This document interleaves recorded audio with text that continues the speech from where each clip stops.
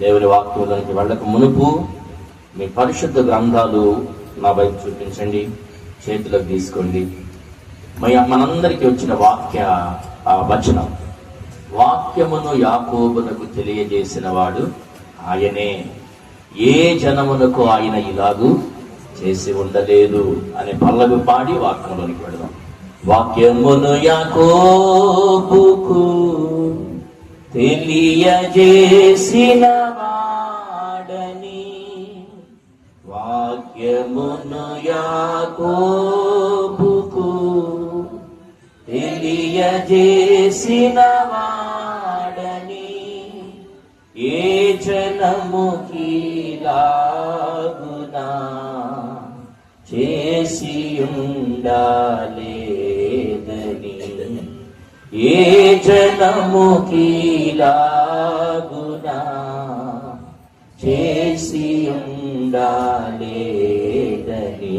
దేవునికి స్తోత్రము గానము చేయుటయే మంచిది, మనమందరము స్తుతి గానము చేయుటయే మంచిది, దేవునికి స్తోత్రము గానము చేయుటయే మంచిది, మనమందరము స్తుతి గానము చేయుటయే మంచిది.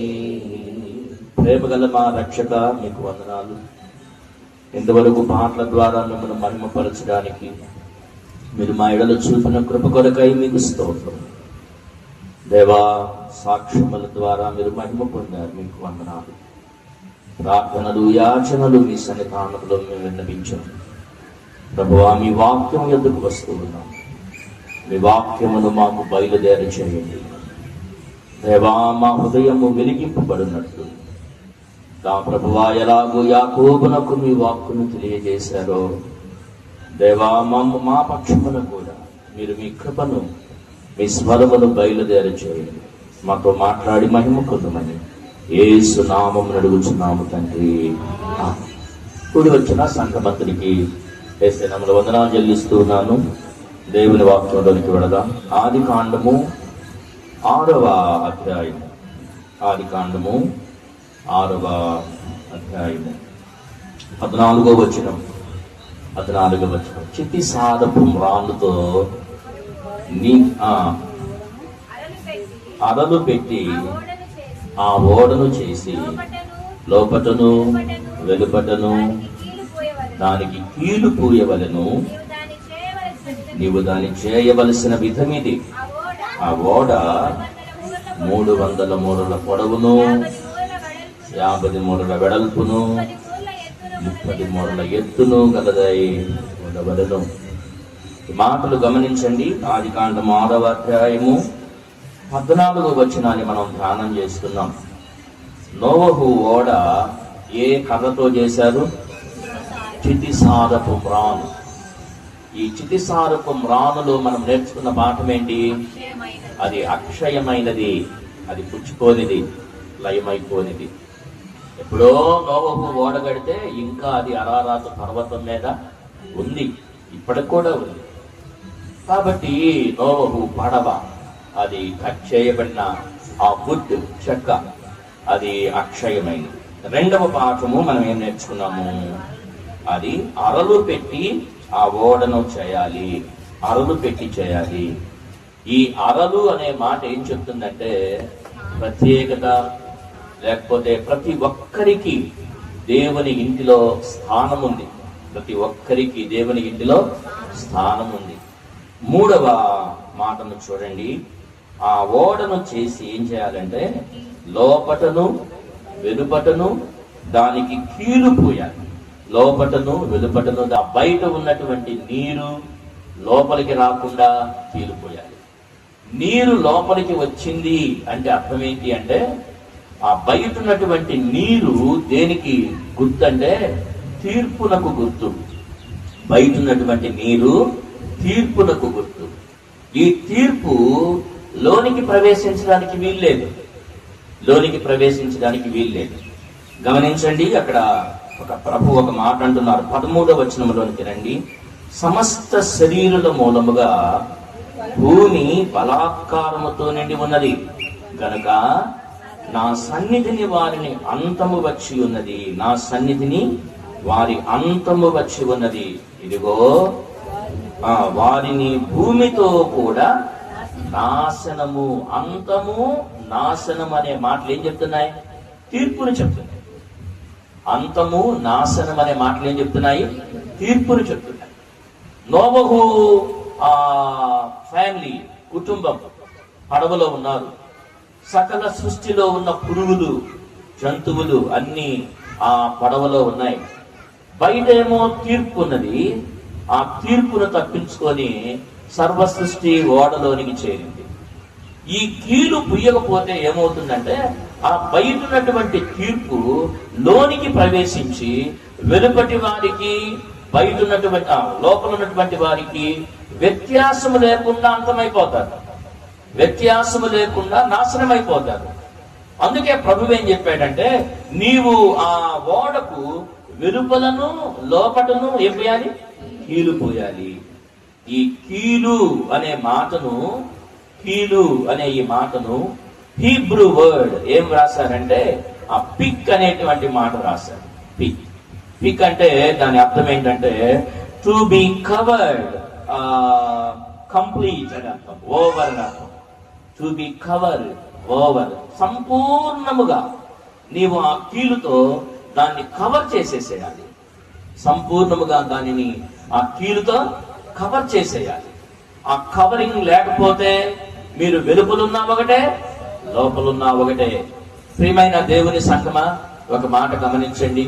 ఎందుకు నీవు నేను యేసు ప్రభు ఎందుకు రావాలి అంటే, ఈ లోకము యొక్క అంతము రానయ్యుంది, ఈ లోకము యొక్క నాశనము సమీపించి ఉంది. ప్రభువు రానయ్యున్నాడు. తెగుళ్ళు, భూకంపాలు, కరువులు, యుద్ధాలు, ప్రేమహీనత, లేకపోతే ద్వంద్వ వైఖరి, ఆ భక్తిలో లోతైనటువంటి భక్తి లేకపోవడం, ఇవన్నీ కూడా దొంగ బోధకులు, ఇవన్నీ కూడా ఏం చెప్తున్నావి అంటే ఆయన యొక్క రాకడ సమీపించింది అని చెప్తున్నాయి. ఆయన రాకడ సమీపిస్తూ ఉండగా దేవుని పిల్లలమైన మనము ఆ తీర్పును తప్పించుకున్నట్లు ఎక్కడికి రావాలి అంటే దేవుని ఇంటిలోనికి రావాలి. దేవుని ఇంటిలోనికి వచ్చిన మనలను సంపూర్ణముగా కవర్ చేయగలిగింది ఏమిటి? యేసయ్య రక్తమే, యేసయ్య రక్తమే. హల్లెలూయా, హల్లెలూయా. లోనికి వచ్చిన మనము వెలుపల ఉన్న తీర్పును తప్పించుకోవడానికి నీకు నాకు ఆశ్రయముగా ఉన్నది ఏమిటంటే క్రీస్తు రక్తమే, క్రీస్తు రక్తమే. క్రీస్తు ప్రభువు మన కొరకై రక్తమును చిందించడానికి మనము యోగ్యులమని ఆయన మన కొరకు రక్తం చిందించలేదు గాని మనము ఇంకను పాపులమై ఉండగా, మనము సిలువకు శత్రువులమై ఉండగా ఆయన మనలను ప్రేమించి ఆయన తన ప్రాణము పెట్టి ఆయన మనలను కొనుక్కున్నారు.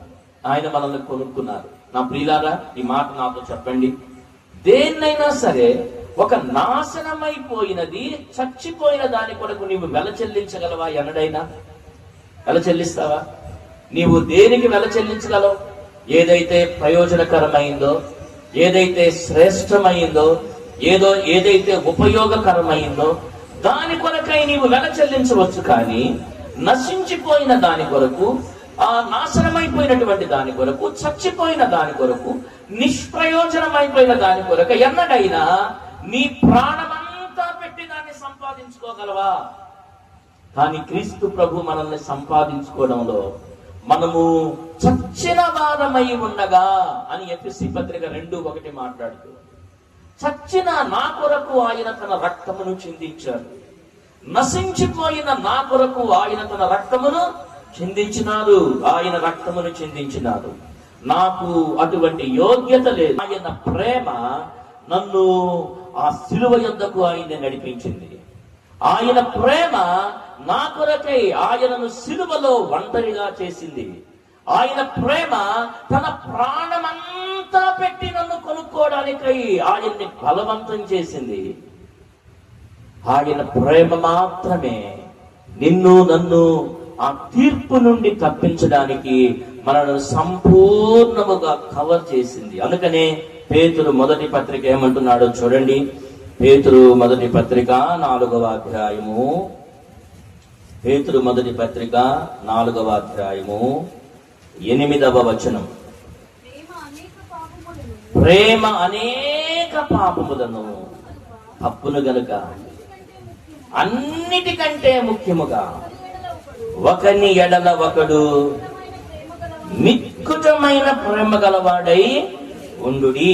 మన చూసారా, ప్రేమ అనేక పాపములను కప్పును గనుక అన్నిటికంటే ముఖ్యముగా. ఎందుకంటున్నాడు? అన్నిటికంటే ముఖ్యముగానే పదాన్ని ఎందుకు వాడుతున్నాడు పరిశుద్ధాత్ముడు అంటే, కొన్ని ఆత్మీయ ఔన్నత్యతలు 7వ వచనంలో చెప్పాడు. చూడండి, 7వ వచనంలో ఏమంటున్నాడు? అయితే అన్నిటి అంతము సమీపమై ఉన్నది కాగా మీరు స్వస్థ బుద్ధి గలవారై ప్రార్థన చేయుటకు మెలకువగా ఉండండి. స్వస్థ బుద్ధి గలవారై ఉండండి భక్తిలో. రెండోది, ప్రార్థన యందు మెలకువ గలవారై ఉండండి, అంటే పట్టుదల గలవారై ఉండండి. ఈ స్వస్థ బుద్ధి, ఈ ప్రార్థన, లేక నీకు ఆత్మలో కలిగిన అన్ని ఔన్నత్యతల కంటే కూడా నీవు దేన్ని ప్రేమించాలి అంటే, మనము ఒకరి ఎడల ఒకరు ఏం కలిగి ఉండాలి? ప్రేమ కలిగి ఉండాలి. నా ప్రియమైన వాళ్ళారా, ఒకవేళ ప్రార్థనలో నేను బలపడితే అది నా ఆత్మీయతకు అది ఔన్నత్యత. లేకపోతే అక్కడ మరి ఒక మాట ఏమన్నాడు? నేను భక్తిలో స్వస్థ బుద్ధి, స్వస్థత అని ఎప్పుడంటాం? స్వస్థత అనే మాటకు ఆపోజిట్ వర్డ్ చెప్పండి. అస్వస్థత, రోగము, జబ్బు. మన మనస్సులో ఈ జబ్బు పనిచేసేటప్పుడు మనము క్రీస్తు ప్రభువును బట్టి ఏం కలిగి ఉండాలి? స్వస్థ బుద్ధి కలిగి ఉండాలి. స్వస్థ బుద్ధి కలిగి ఉండాలి. కాబట్టి ఒకవేళ మన మనస్సులో ఉండేటువంటి ఆ జబ్బును తీసివేసుకొని, ఈ లోకంలో అన్నిటికంటే పెద్ద జబ్బు ఏం చెప్పండి? పెద్ద జబ్బు అన్నిటికంటే కరోనాకు మించింది ఏముంది సార్ అంటావా? అన్నిటికంటే పెద్ద జబ్బు ఏంటి? పాపము మనసులో నుండి పుడుతుంది. ప్రతి రోగము శరీరములో నుండి పుడితే సర్వ శరీరమును మాలిన్యము చేయగలిగినటువంటి పాపం ఎక్కడి నుండి వస్తుంది? మనసులో నుండి వస్తుంది. ఈ మనసులో కలిగిన ఈ జబ్బు అది మన హృదయం మీద పనిచేస్తుంది. మనసులో కలిగిన ఈ జబ్బు మన ఆత్మలో పనిచేస్తుంది. మనసులో కలిగిన ఈ జబ్బు మన శరీరంలో పనిచేస్తుంది. అందుకే ఆయన ఏమంటున్నాడంటే, నీవు ఆత్మలో స్వస్థ బుద్ధి కలిగి ఉండాలి. ఆత్మలో నీవు ఆ స్వస్థ బుద్ధి కలిగి ఉండడానికై ప్రార్థనా జీవితాన్ని కలిగి ఉండాలి. ఇవి నీవు కలిగి ఉన్నప్పటికీ అవి నీకు మాత్రమే వ్యక్తిగతముగా ప్రయోజనకరము గాని, నీవు ప్రేమను కలిగి ఉన్నట్లయితే అది నీకును ప్రయోజనము, నీ పొరుగు వారికి అది ప్రయోజనము. అందుకే ఏమంటున్నాడు ఆయన 8వ వచనంలోనికి రండి. ప్రేమ అనేక పాపములు, అనేక పాపములు. ఒకటి కాదండి, ఒకటి కాదు. ఏమన్నాడు? పురుషోత్తమ చౌదరి గారంటే నాకు చాలా ఇష్టం. రెండోది, కవులలో మాసులామణి గారంటే నాకు చాలా ఇష్టం. పురుషోత్తమ చౌదరి గారు ఏమని రాశాడు? నేను తవ్వుచున్న కొలది పెరుగు తరగదు నా పాపరాశి. ఎన్ని పాపాలు? అనేక పాపములు, అనేక పాపములు. వచ్చా మీకు ఆ పాట? త్రవ్వుచున్న కొలది పెరుగు తరగదు నా పాపరాశి, ఈ విధమునా చెడిపోతిని నేమి చేతునయ్యయ్యో, త్రాహి మాం క్రీస్తునాథ దయ చూడారావే. నేను దేహియనుచు నీ పాదములే దిక్కుగా చేరితినిప్పుడు, త్రాహి మాం క్రీస్తునాథ దయ చూడారావే. తరానికి పాటలు అసలు తెలియవు కదా. ఇప్పుడున్న తరానికి ఏ పాట పాడాలంటే యేసన్న గారు రాశారు ఒక మంచి కీర్తన. యేసన్న గారు ఏం రాశారు? నేను కలుషితమైన నదినై కడలి అయిన నీలో కలసిపోయాను, ఇక నా పాపాల రాశి కనబడదు అన్నాడు. అదన్నా వచ్చా మీకు పోని ఆ వచనం పాడండి. కలుషితమైన నది నేను కడలి అయిన నీలో, కలుషితమైన నది అయి నేను కడలి అయిన నీలో కలిసిపోతినే, కలువరి దారిలో కనబడదే ఇక పాపాల రాశి. కలిసిపోతినే, కలువరి దారిలో కనబడదే ఇక పాపాల రాశి. పాడెదనే నొక నూతన గీతం, పాడెద మనసారా యేసయ్యా నీ నామమే గాక వేరొక నామము లేదా. యేసయ్యా నీ నామమే గాక వేరొక నామము లేదా. నూతన గీతం ఎప్పుడు పాడతాడట? నేను కలుషితమైన నదిగా ప్రవహిస్తూ ఎక్కడికి వచ్చి పడ్డాను? కడలి అయిన నీలో, సముద్రములో కలిసిపోయాను నేను. ఆ సముద్రము ఏ సముద్రం అంటే అది కలువరి దారి. కలువరి దారిలో నేను కలిసిపోయాను. కలువరి శిలువ ప్రేమలో నేను కలిసిపోయినప్పుడు ఇక నా పాపాల రాశి, అది పాపాల రాశి, పాపాల రాశి. అందుకే పేతురు ఏమన్నాడంటే ప్రేమ అనేక దోషములను, ఎన్ని దోషాలండి? రాశి అంటే దేన్నంటారు? లెక్క పెట్ట కుప్పపోస్తే దాన్ని ఏమంటారు? మన పాపాలు అనేకములు అనేకములు అయినను కల్వరి ప్రేమ, కల్వరి ప్రేమ నిన్ను నన్ను త్రోసివేయలేదు, మనల్ని క్షమించింది. కల్వరి ప్రేమ మనలో ఆకర్షించింది. మన కొరకై తను తాను కల్వరిలో ఆయన బలి అయిపోవడానికి ఇష్టపడ్డాడు, త్రోసివేయలేదు. అనేక పాపములు, ప్రేమ అనేక దోషములను కప్పేసింది, కప్పేసింది. నీవు నేను పాపాత్మలముగా ఎక్కడుండాలి? వెలుపల ఉండవలసిన వారు. మనం కూడా అన్ని జనుల వలె ఏదో ఒక అర్పణ తీసుకొని, అన్ని జనులు పూజకి వెళ్ళేటప్పుడు ఏం తీసుకెళ్తారు? కొబ్బరికాయ ఇంకా ఎన్నెన్నో తీసుకెళ్తారు కదా. వస్తున్నాయి. నీకు నేను కూడా ఏదో ఒక అర్పణ తీసుకొని రావాలి. పువ్వనో, పావురాన్నో, లేకపోతే గొర్రె పిల్లనో, ఎట్లనో తీసుకుని వచ్చి బల ఇచ్చి నా పాపం కొరకై నేను పరిహారము చేయవలసిన వాడును. కానీ నీవు నేను లోనికి ప్రవేశించి దేవుని ప్రేమతో కప్పబడ్డాము కనుక ఆయన్ని ఆరాధన చేయగలుగుతూ ఉన్నాం. వెలుపల ఉన్న తీర్పు మన మీదికి రాకుండానట్లు, వెలుపల ఉన్న నాశనము అంతము మన మీదికి రాకుండానట్లు నీవు నేను ఆయన ప్రేమ క్రిందకు వచ్చాం. ఆయన ప్రేమ మన దోషములన్నిటినీ, ఆయన మనల్ని కప్పినప్పుడు మనం ఏం చేయడం నేర్చుకోవాలి? బుద్ధికి ఆరేయడం నేర్చుకోవాలి ఒక్కొక్కడిని. అంతేనా? ఏం నేర్చుకోవాలండి? మనము కూడా ప్రేమ యందు ఇతరుల బలహీనతలను సహించగలిగి ఉండాలి.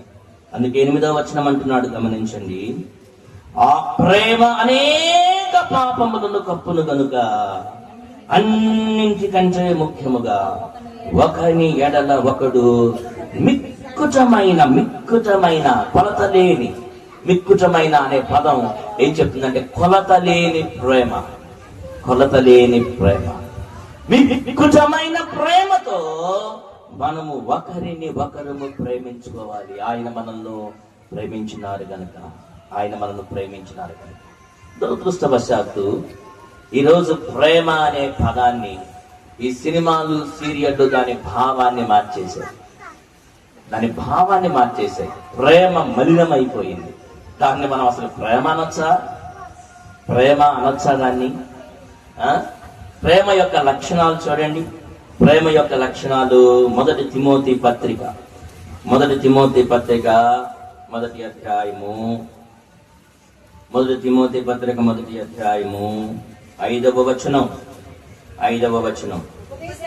ఉపదేశానుసారమేమనగా ఇదే నుండి రావాలి, పవిత్ర హృదయము నుండి, మంచి మనస్సాక్షి నుండి, నిష్కపటమైన విశ్వాసము నుండి కలుగు ప్రేమ దేని నుండి కలగాలండి? ప్రేమ వేటి నుండి కలగాలి? అక్కడ 3 మాటలు చెప్తున్నాడు. ప్రేమ దేని నుండి కలగాలంటే పవిత్రమైన హృదయములో నుండి కలిగేది ప్రేమ.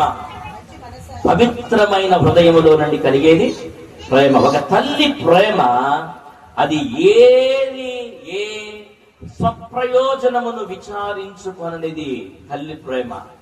ఒక తండ్రి ప్రేమ ఏ స్వప్రయోజనమును విచారించుకొననిది తండ్రి ప్రేమ. బంధువుల ప్రేమ ఆయన ఏం రాస్తాడు? బంధువుల ప్రేమ నూనె ఉన్నంత వరకే వెలిగిద్ది, నూనె అయిపోయిన తర్వాత ఆరిపోయిద్ది. అన్నదమ్ముల ప్రేమ రాస్తాడు, ఒక్కొక్క ప్రేమను గురించి రాస్తాడు. కన్న బిడ్డల ప్రేమ ఎలా కరిగిపోయిందట? కలలాగా కరిగిపోయింది. తల్లిదండ్రుల రోజుల్లో పుట్టెడు ఏమనాలి, ఫ్యూచర్ ప్లాన్స్ తో బిడ్డల్ని పెంచుతున్నారు. ఫ్యూచర్ ప్లాన్స్ తో బిడ్డలు ప్రయోజకులు అయితే వృద్ధాప్యములో మమ్మల్ని చూసుకుంటారు, మాకు ఆ లోటు లేకుండా చేస్తారు అనుకుంటున్నారు. కానీ ఈరోజు బిడ్డలు ఎంత జీవితంలో ముందుకు వెళుతున్నారో, జీవితంలో ఎంత ఆధిక్యతల్లోనికి వెళుతున్నారో, తల్లిదండ్రులు అంతగా పిల్లల ప్రేమను పోగొట్టుకుంటూ ఉన్నారు. వారికి తల్లిదండ్రులు చూసే సమయం వారికి లేదు, తల్లిదండ్రులు పట్టించుకునేటువంటి ఆ అనుకూలతలు వారికి లేవు. చాలా మంది తల్లిదండ్రులేమో ఇండియాలో ఉన్నారు, వారి పిల్లలేమో అమెరికాలో ఉన్నారు. ఇక్కడ తల్లిదండ్రులు చనిపోయారు అనుకోండి, ఏం చేయాలండి? నేను రాలేకపోతున్నాను, వీడియో తీసి పంపించండి. లైవ్ లో కూడా నేను ఉండడానికి నాకు లీవ్ లేదా I have no leave. So మీరేం చేయాలి? నా కొరకు ఒక వీడియో పంపించండి. నిన్న నా ఫోన్కి ఎవరో ఒక మెసేజ్ పంపించారు. ఆశ్చర్యపోయా నా పదాన్ని చదివి. ఏమన్నాడంటే, ఉన్నప్పుడే ప్రేమించు గాని జ్ఞాపకాలుగా ప్రేమించొద్దు అన్నాడు. దేన్ని ప్రేమించకూడదు? జ్ఞాపకాలను ప్రేమించాల్సింది. దేన్ని ప్రేమించాలి? ఆ జ్ఞాపకాలను నీతో కూడా మిగల్చగలిగిన వ్యక్తిని ప్రేమించగలగాలి. అది పవిత్రమైనటువంటి హృదయం, అది స్వప్రయోజనమును విచారించుకున్నటువంటి హృదయం. ప్రేమ హృదయములో నుండి అది పవిత్రమైనదిగా రావాలి. ఈ దినాలలో ప్రతి ప్రేమలో స్వార్థమే, ప్రతి ప్రేమలో ఆటంకమే, ప్రతి ప్రేమలో మలినమే. ఏ రోజుల్లో బ్రతుకుతున్నాం? ప్రేమ అని పిలుస్తున్నారు కానీ యాసిడ్ దాడులు జరుగుతూ ఉన్నాయి, ఒకరిని ఒకరు హత్య చేసుకుంటూ ఉన్నారు. సమాజం ఎటు వెళుతుందో అర్థం కాని జీవితాల్లో మనం ఉన్నాం. నా ప్రియమైన వాళ్ళారా, అందుకనే దేవుని వాక్యం ఏమంటూ ఉందంటే, నీ ప్రేమ ఏమై ఉండాలి అంటే పవిత్రమైనదిగా ఉండాలి. నీ ప్రేమ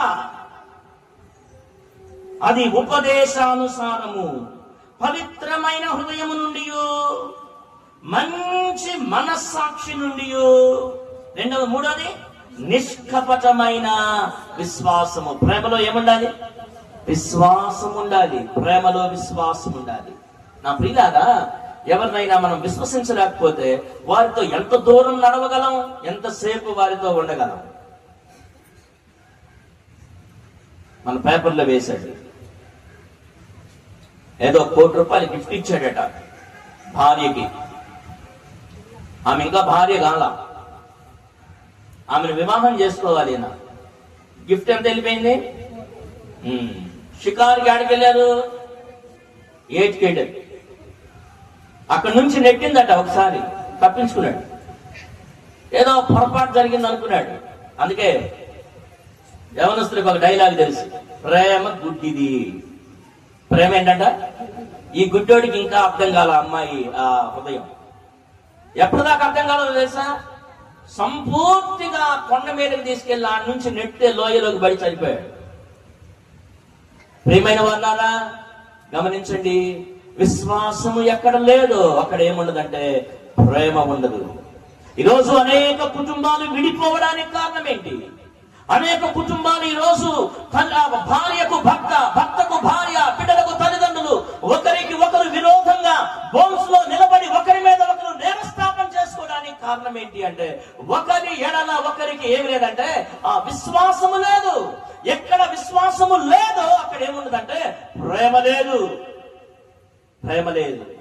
కుటుంబాన్ని కట్టగలిగినది ప్రేమ మాత్రమే. కుటుంబాన్ని కట్టగలిగింది విశ్వాసం మాత్రమే. అందుకని ఆయన అంటున్నాడు, ఉపదేశానుసారమేమనగా పవిత్రమైన హృదయము నుండి ఆ ప్రేమ రావాలి. రెండోది మంచి మనస్సాక్షిలో నుండి ప్రేమ రావాలి. మూడోది అంటున్నాడు నిష్కపటమైన విశ్వాసము. ఏ విశ్వాసం అది? విశ్వాసమే కాదు, ఆ విశ్వాసం ఏ లక్షణాన్ని కలిగి ఉండాలంటే నిష్కపటమైనదిగా ఉండాలి. నిష్కపటమైనదిగా ఉండాలి. ప్రేమను ఈ లోకంలో కనపరచడంలో ఒక విధానం ముద్దు పెట్టుకోవడం కదా. చిన్న బిడ్డల్ని మనం ప్రేమించామనుకోండి, వెంటనే వాళ్ళని ఎత్తుకొని ముద్దు పెట్టుకుంటాం. ఒక ఆయన యేసు ప్రభు దగ్గరికి వెళ్ళాడు. యేసు ప్రభువును హత్తుకుంటూ ఉన్నాడు. బోధకుడా అని హత్తుకున్నాడు. ఆయనకు ముద్దు పెట్టాడు. ఏం చేయడానికండి? ప్రభు అరే కపట ప్రేమ చూపుబాకు అన్నాడా? ఏమన్నాడు? చెలికాడా స్నేహితుడా? ఏమన్నాడు? చెలికాడా. వచ్చిన పని ఏందో చేయరాదా? వచ్చిన పని ఏందో చేయరాదా? చాలాసార్లు మనం ముద్దు పెట్టుకుంటాం, చాలాసార్లు హత్తుకుంటాం.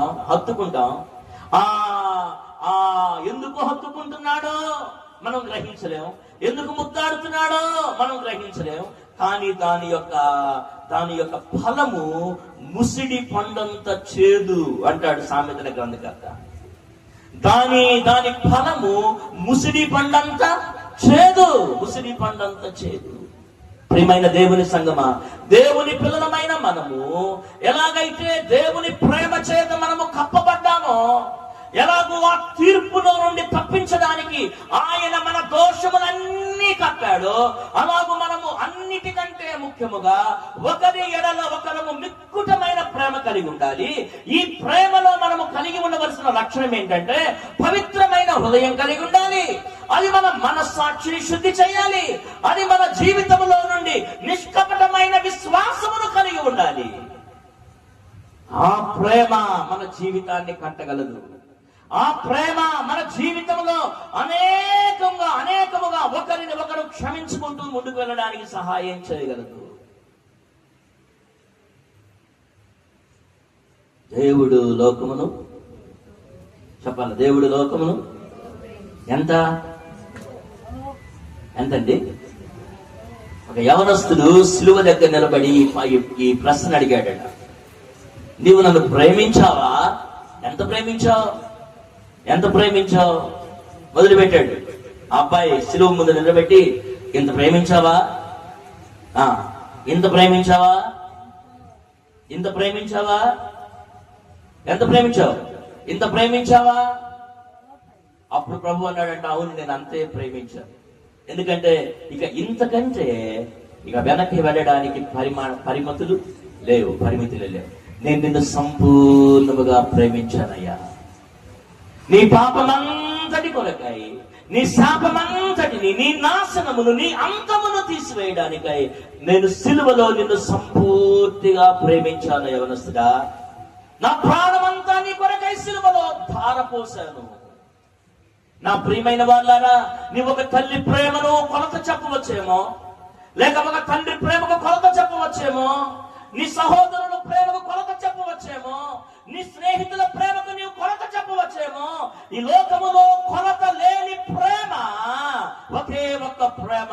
యేసయ్య ప్రేమ కొలత లేనిది, అది అవధులు లేనిది, అది హద్దులు లేనిది, ఎల్లలు లేనిది. యేసయ్య ప్రేమ. నిన్ను నన్ను యేసయ్య ప్రేమించాడు, ఎంతో ప్రేమించాడు. మనం ప్రభువును ప్రేమిస్తే ప్రభువుతో పాటు ఎవరిని ప్రేమిస్తాం? రెండు ఆజ్ఞలు ప్రధానమైనవి. మొదటి ఆజ్ఞ, నీవు నీ దేవుడైన యెహోవాను ప్రేమించాలి. రెండవది ఆజ్ఞ ఏంటి? నిన్ను వలె నీ పొరుగు వారిని ప్రేమించాలి. రెండే ఆజ్ఞలు ప్రధానమైనవి. ఒకటి దేవుణ్ణి ప్రేమించాలి, రెండోది మనుష్యుని ప్రేమించగలగాలి. దేవుని ప్రేమ నీవు కలిగి ఉన్నావంటే నీ క్రియలలో నీవు ఎక్కడ కనపడతావంటే నీ పొరుగు వాణిని ప్రేమించడంలో దాన్ని రుజువు చేయగలవు. నేను నా పొరుగు వాని కొరకు ఏమీ చేయలేనండి, నా పొరుగు వాని కొరకై నన్ను నేను కొంచెము కూడా ఖర్చు చేసుకోలేను, బట్ ఐ హ్యావ్ లార్డ్. ఆ లవ్ అంటే ఏ ప్రయోజనం దాని వల్ల? అది మాటల వరకే నీవు పరిమితమైపోతావు గాని నీ క్రియలలో నీ పొరుగు వారిని నీవు ప్రేమించగలుగుటకై నీ సమస్తమును నీవు వెచ్చించవలసి ఉన్నావు. మిషనరీ జీవితాల్లో ఒక దైవజనుడి జీవితం నాకు చాలా ఇష్టం. ప్రపంచంలో సమాధులకి, ఒక మనిషికి ఎన్ని సమాధులు ఉంటాయండి? ఒక మనిషికి ఎన్ని సమాధులు ఉంటాయి? ఒకటే. కానీ ఒక ఆయనకి 2 సమాధులు ఉన్నాయి ఈ ప్రపంచంలో. ఒకే వ్యక్తికి 2 సమాధులు. ఆయన పేరే డేవిడ్ లివింగ్స్టన్. ఆయన పేరేంటి చెప్పాలి? ఆయన పేరేంటి? David Livingstone. ఇంగ్లాండ్ దేశం నుండి దేవుడు వెళ్ళిపోమ్మంటే తన భార్యను తీసుకొని ఆఫ్రికా వచ్చాడు. ఆఫ్రికా వచ్చి ఆఫ్రికా ప్రజల మధ్యలో ఆయన ఒక వైద్యుడు. వారి మధ్యలో వైద్యం చేస్తూ, వారికి సహాయపడుతూ, వారికి సువార్తలు ఇస్తూ ఉన్నాడు. ఒక దోమ కుడితే ఆయన భార్య చనిపోయింది. ఆయన భార్యను మోసుకొని ఇంగ్లాండ్ తీసుకెళ్లి ఇంగ్లాండ్ దేశంలో పాతి పెట్టుకొని మళ్ళీ బయలుదేరాడు. సార్, నీ భార్య చనిపోయింది, మళ్ళా వెళ్తావా ఆఫ్రికా? మళ్ళా ఆఫ్రికా వెళ్తావా? వెళ్తానన్నాడు. ప్రభు వెళ్ళమన్నాడు, నేను వెళ్తానన్నాడు. ఏం చూసి వెళ్తావు? ఆఫ్రికాలో ఉన్నది బానిసలు కదా, బానిసల మధ్యలోనికి వెళ్ళి నువ్వేం చేస్తావు? నేను ఆ బానిసల మధ్యలోనికే వెళ్ళాలి. ఎంతో మంది బానిసలు కూరగాయలాగా అమ్మివేయబడుతున్నారు. ఎంతో మంది బానిసలు వారికి ఉన్నటువంటి హక్కులను పోగొట్టుకున్నారు వారు. నేను వారి కొరకై వెళ్ళాలి. దేవుని ప్రేమ నన్ను తొందర చేస్తూ ఉంది ఈ బానిసల కొరకై అన్నాడు. వెళ్ళాడు. ఆయన ఆఫ్రికా వారి మధ్యలో ఒక రాత్రి గస్తీ కాస్తున్నాడు. గస్తీ అంటే ఉన్న వాళ్ళందరూ పడుకుంటే ఒకరు డ్యూటీ చేయాలి. ఆఫ్రికా అడవుల్లో సింహాలు, పులులు తిరుగుతాయి. అవి ఇతరుల మీద దాడి చేయకుండా ఒక 10 మందిగా డ్యూటీ వేసుకొని 2 hours 4 hours అట్లా ఒకరికొకరు షిఫ్ట్ డ్యూటీ చేసుకుంటారు. ఆ రాత్రి డేవిడ్ లివింగ్స్టన్ ఆయన డ్యూటీ చేస్తూ ఉన్నాడు. నిద్రలో గన్ చేతిలోనే పట్టుకొని ఆయన నిద్రపోయాడు. కునుకు తీసే లోపల ఆఫ్రికా అడుగుల సింహం ఒకటి ఆయన వెడమ భుజాన్ని తాకింది. ఎప్పుడైతే ఆ పంజాతో తట్టిందో ఆయన ఎడమ భుజం జారిపోయింది. ఇంగ్లాండ్ దేశం వాళ్ళు మిషనరీస్ అన్నారు, నీ భార్యను పోగొట్టుకున్నావు, ఇప్పుడు నీవు ఏమి నిస్సహాయుడు అయిపోయావు. నువ్వు ఒక డాక్టర్వి, ఒక చేత్తో నీవు ఎలాగా ఆపరేషన్స్ చేయగలవు, ఒక చేత్తో నువ్వు ఎలాగో వైద్యం చేయగలవు, నీవు తిరిగి వచ్చాయంటే ఆయన అన్నాడు, లేదు, ఈ బానిసల వ్యాపారం నిలిపే వరకు నేను తిరిగి ఇంగ్లాండ్ దేశానికి రాలేను అన్నాడు. ఆయన ఒక దినాన ఆ ఆఫ్రికా అడవుల్లో తిరుగుతూ ఒక చిన్న దారిలో వెళ్ళవలసి వస్తే ఒక కంపను అలాగా పక్కకు తీసి, ఆ కంప దాటింది కదా, నేను దాటాను కదా అని ఆ కంప అలా విడిచిపెట్టేశాడట. తుమ్మ కంపని వేగంగా వచ్చిన ఆ తుమ్మ కంప ముళ్ళు ఆయన ఎడమ కంటిలో తగలగానే అక్కడే జనగారిపోయింది కన్ను. అక్కడే ఆ మిషనరీ గుడ్డివాడైపోయాడు, ఒక కన్ను లేని వాడైపోయాడు. ఇంగ్లాండ్ వాళ్ళు అన్నారు, ఒక చేయి లేదు, ఒక కారు లేదు, ఎలాగా నీవు వారి మధ్యలో సేవ చేస్తావు? ఇకనైనా నీ ప్రాణం నిలుపుకో, ఇంకనైనా వెనక్కి వచ్చాయంటే డేవిడ్ అన్నాడు, లేదు, నా ప్రాణమైనా ఇచ్చి వీరిని కాపాడుకుంటాను గాని నేను తిరిగి ఇంగ్లాండ్ దేశానికి రాలేనన్నాడు. ఈ డేవిడ్ లివింగ్స్టన్ ఆయన ఆ అడవులలో తిరుగుతూ ఒక నీటి కాలువను దాటుతూ ఉన్నప్పుడు ఆ నీటిలో అడుగు వేస్తే ఆ నీటిలో ఏం కుట్టిందో ఏం గుచ్చుకుందో తెలియదు కానీ ఆ ఎడమ కాలు మొద్దుబారిపోయిందట. చనిపోయే వరకు అది స్పర్శ లేకుండా అయిపోయింది. ఇప్పుడు చెప్పండి, ఆయనకు ఎడమ కన్ను లేదు, ఎడమ చేయి లేదు, ఎడమ కాలు లేదు, కానీ ఆయన ఎవరిని ప్రేమిస్తూ ఉన్నాడంటే ఆఫ్రికా ప్రజలను ప్రేమిస్తూ ఉన్నాడు. వారి కొరకై వైద్యం చేశాడు, వారి కొరకై ఒక మిషనరీగా వారికి సువార్తను అందించాడు. డేవిడ్ లివింగ్స్టన్ చనిపోయిన తర్వాత ఇంగ్లాండ్ దేశపు మిషనరీలు డేవిడ్ లివింగ్స్టన్ శవాన్ని మోసుకొని వెళ్తుంటే ఆఫ్రికా ప్రజలు ఎదురొచ్చామన్నారంటే, మీరు డేవిడ్ లివింగ్స్టన్ శవాన్ని తీసుకొని వెళ్ళండి కానీ ఆయన గుండెను మాత్రం మాకిచ్చానండి అన్నారట. ఆయన గుండె మా కొరకై పరితపించింది, ఆయన గుండె మా కొరకై ఎప్పుడు ప్రేమతో నిండిపోయింది, ఆయన గుండెను మాకిచ్చాడండి అన్నారు. ఆయన గుండెమో ఆఫ్రికాలో పాత పెట్టారు, ఆయన హోల్ బాడీని ఇంగ్లాండ్ దేశంలో పాత పెట్టారు. ప్రియమైన దేవుని సంగమా, నీవు నేను ప్రేమించగలుగుతున్నామా? మాటల వరకేనా? క్రియలలో ప్రేమించలేవా? ఎవరిని ప్రేమించగలుగుతున్నావు? అసలు ఎవరికి ప్రేమ అవసరము? బలహీనులకా బలవంతులకా? ఎవరికి ప్రేమ అవసరం? ఎవరికి ఆదరణ అవసరం? బలవంతునిగా బలహీనునిగా లేక త్రోసివేయబడిన వానిగా? ఎవరికి ప్రేమ అవసరం?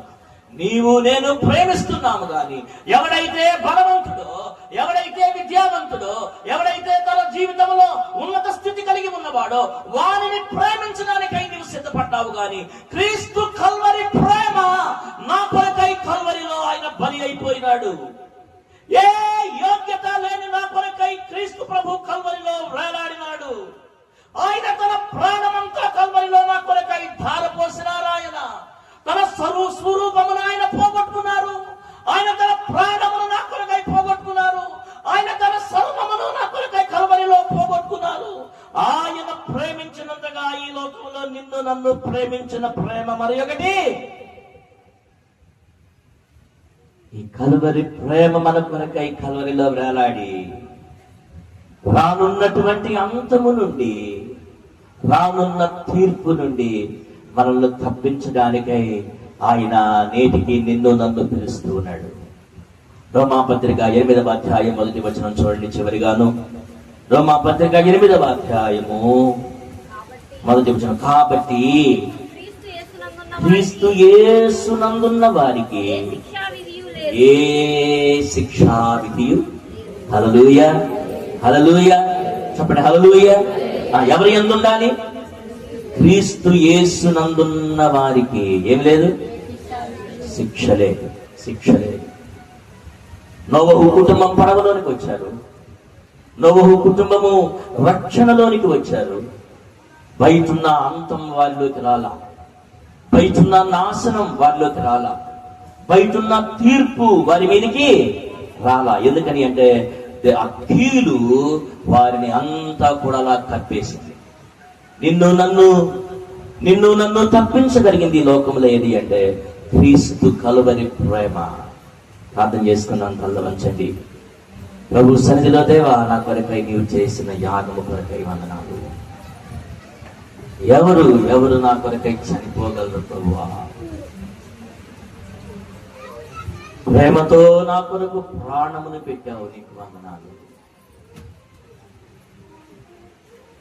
ప్రేమతో నా కొరకై నీ రక్తమును ధారపోసావు, నీకు వందనాలు. ప్రభువును స్తుతి చేస్తూ బల్ల దగ్గరికి వెళదాం. బల్లలో చేయవేయడానికి నీకు నాకు యోగ్యత లేదు, కానీ సిలువ ప్రేమ నిన్ను కొనుక్కుంది, సిలువ ప్రేమ నన్ను కొనుక్కుంది. ఆయన ఇచ్చిన కృపను బట్టి మనము బల్ల యొద్దకు వెళ్తూ ఉన్నాము. ప్రార్థన చేసుకుందాం, మౌనంగా ఉండవద్దు.